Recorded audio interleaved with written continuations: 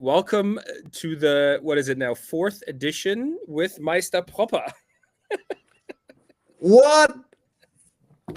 Mate, You do, what's that? you do, and you got that glow around your head as well and everywhere. You do look like an angel, Meister Proper.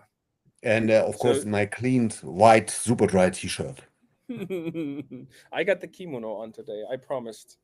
So This is you know, fantastic. It's so this cool. is Hope the folks it is will cool. love it. They They better for it. join. Yeah. They better join. So are we Probably. already running out of ideas I want to talk No, about? what? Absolutely not. It's more the politeness to give the room to the other individual and say, what's on your mind? What's on my mind? Yeah. I've been fiddling around with GA4 today because one of my customers are using it, and I have to say, a year ago there was a lot of outcry that this actually sucks, and Mhm. nobody wants to use GA4. I think I can confirm. I remember us doing multi-path analysis within, mParticle back in the days, and that honestly worked like a charm. I'm trying to do this right now with GA4, and it is massively complicated. I'm not sure if that's because of the data but it's not fast. It's not intuitive at all. Like, you have to go through a couple of certain things in order to actually understand how it's looking at, step 1, 2, 3, 4, 5. And then the most interesting thing is once you start opening up all these different, paths, and then you have to, like, the screen gets bigger and you have to start scrolling down a bit, right, to see all the different paths, which sort of makes sense. You hit the download for PDF or download button, and then you can, like, have the option to download as PDF. It literally just takes a screenshot of the very first part of the very first window, and all the bottom is just not there. And I'm like, Really? and is that, I don't know, like, I'm not sure if I'm impressed. Comment GA4, and then maybe somebody else can explain to me how this is done properly, because I'm struggling. But I don't I guess we understand. do have a bunch of folks who have in-depth knowledge on GA4 and done some 100%, projects yeah. in our network. So I'm 100% sure our Yeah, friends and I in can't believe Munich. that can't be that hard. You know what I mean? But Well, I read an article where you could basically do everything with GA4, and someone also wanted to build a CDP based on this one. So it's basically I'm not sure this what's is reality and what's just a dream, but it must be really flexible. well, again, I'm not going to comment. I'm not the expert. I would have I'm thought neither. it's more intuitive. Hmm. But talking about Google and somebody wanting to build a CDP, I was talking to a friend of mine recently, and they've been approached now by Google again, and Google has started selling the Google CDP again. The only asset that they were able to share is like a white paper or like a PDF, but supposedly they're making honest headways on the Google CDP, which I at least haven't heard of. I'm not sure if you've heard anything else, but must be like a BigQuery GA4 kind of setup. Comment Google CDP and let us know what it is. Excited. I'm not sure if that's Here's the space to present it. So yeah. Google, maybe somebody from Google can join and talk about their CDP. That would be a fun one. oh, that's a good idea. But Yeah. What else did you have? Did you bring a topic for today? well, honestly, no. Honestly, no. Okay. So this is what I have in mind is so much not related to work. It's I tried to book a flight to San Francisco, at least Ah, find a flight to San Francisco for June next year. And it's about my escape from Alcatraz triathlon attendance. I'm still thinking about it, but I can't get a flight which is affordable. And then traveling with the bike, so in the box, and then having too much of those connections, and so that's what I don't want. So this was a true challenge, and it took me a bunch of call center contacts and 3.5 hours during the day. So this is what I did today, and honestly, there's not so much I could discuss on the chatter, but it's important, as you know. The escape from Alcatraz is a big thing for me. sure. Swimming in Um, the cold bay. the Cold Bay of San Francisco. We've been at Alcatraz many, many years ago, and the most funniest thing is that um, we did a tour, and I don't know, I must have been like 11, and I have a younger brother. My younger brother is 3 years younger than me. We forgot him in one of the cells. Oh no, you did it. Yeah, he stood there and was crying because the group sort of moved on and he was still in the cell, and that was Oh, yeah. yeah, how unfair. How unfair indeed. The only news I think that I have is maybe an interesting article from martech.org around the convergence of martech, ad tech, and sales tech. Um, I think that's a Interesting.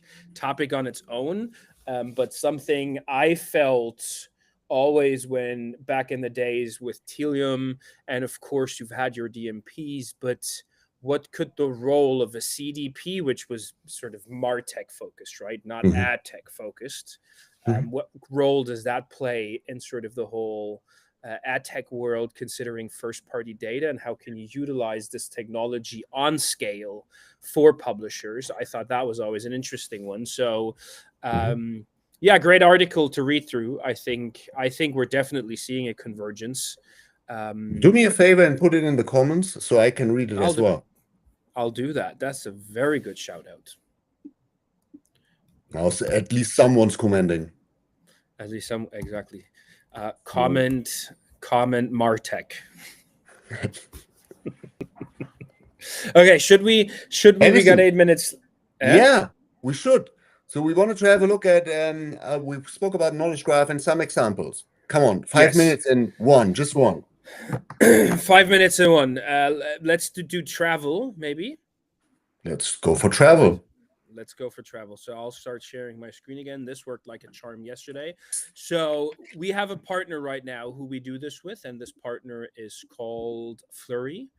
And within their interface, we've done some testing. Of course, you can do this, via Claude MCP or any other sort of chat you have. But what I've been playing around here was a data model specifically focused on the travel industry. So, meaning we've had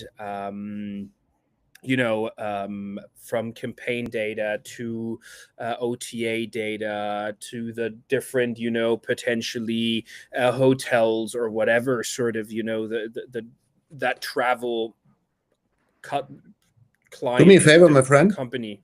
Yeah. The Riverside plugin is in the front. So can you The put that in the Riverside back? plugin is in the front. Oh, yeah, Yeah, sure. 100%. thank you. Um, Let me find campaign. Oh, here it is. So, what did we do here? Again, we have a data model, and I'm testing this right now with very, let's move this to the side a bit, very basic prompts. And I think that could always be optimized. But how can campaigns be optimized to increase direct bookings over OTA bookings? And OTA stands for online travel agency, and something that I think at least I've been, discussing with some of the travel customers in the past. So the cool thing is here, and you can already see it. What we're doing is, or what's and we're using Claude 4.5 Sonnet. So also this was a real example. First of all, and this is the cool thing about the knowledge graph, right? Is before anything happens, we feed the data model, so all the relationships, the semantical relationships, into the LLM, so it actually understands our data. And then the cool thing also is that everything the LLM then does, you can actually go back into to help verify these answers. So it's using the underlying Spark QL query technology here. Is that technology? I don't know, whatever. You can see the query it's sort of pulled, and you can see that query and the output for every step it's making, right? So I think that's already something where from an hallucination perspective, you can actually go back. And then what I get right here is sort of the answers based off of my query to say I want to increase direct bookings versus OTAs. And I already get a pretty detailed explanation. So I could leverage loyalty program members, optimize campaign targeting budgets, personalized based on consent data, for example. This is, of course, synthetic data. So it's not as sort of, widespread as you would think. But so, for example, we have four granted marketing consent, three granted communication consents. We have 5 searches in Paris, Tokyo, or Monaco, Maldives, Dubai, Tokyo was 4 searches each, right? And it takes all of that by taking and using the Spark QL queries. Now, of course, I think always text is cool, but my second prompt then was, okay, based off of my findings, create me a marketing plan. How do we build this out in our communication, and what segments would we need to create, right? It sort of still has that context from the original data model. It then goes in and sort of does another couple of Spark queries right here that you can see.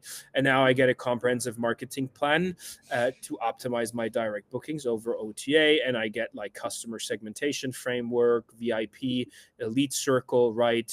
The loyalty tiers that I might have in my database, the size of the audience, again, 11 members here, but again, this would look different if you would actually have this with other bookings. But the booking behavior for this segment was 16 bookings per year with an annual spend of 326,000. Those are very, very elite spenders.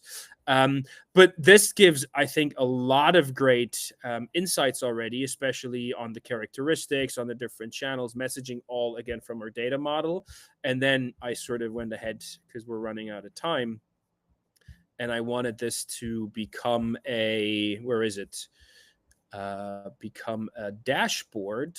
I have the dashboard on the right-hand side already, as you can see, but sort of I used the Claude capabilities to create me a dashboard. I'm not sure why it's not, but then I could click into this, open this up, and this becomes then a shareable link. You could share with the organization, total bookings, average booking value, consents, members, high value travelers. From a privacy perspective, the great thing is that we could take this out, right? We don't want to show, PII data here and not even give the model access to PII. That could all be restricted. We didn't do that in this instance yet. The channel optimization, the messaging, the campaigns, and sort of a timeline, what to do over the next 90 days. And I think that's in the speed of, in total, this must have been 120 seconds, 2 minutes maybe, I think is incredible.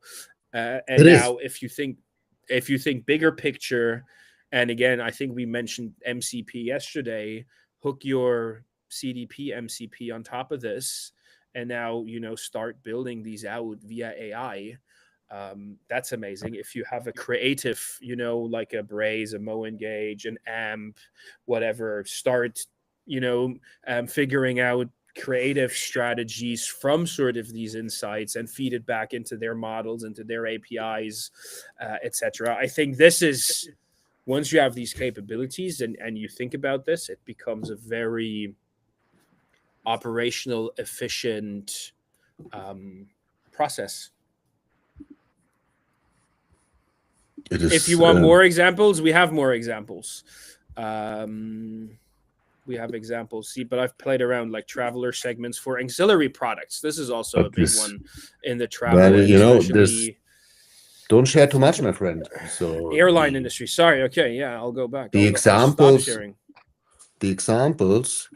in detail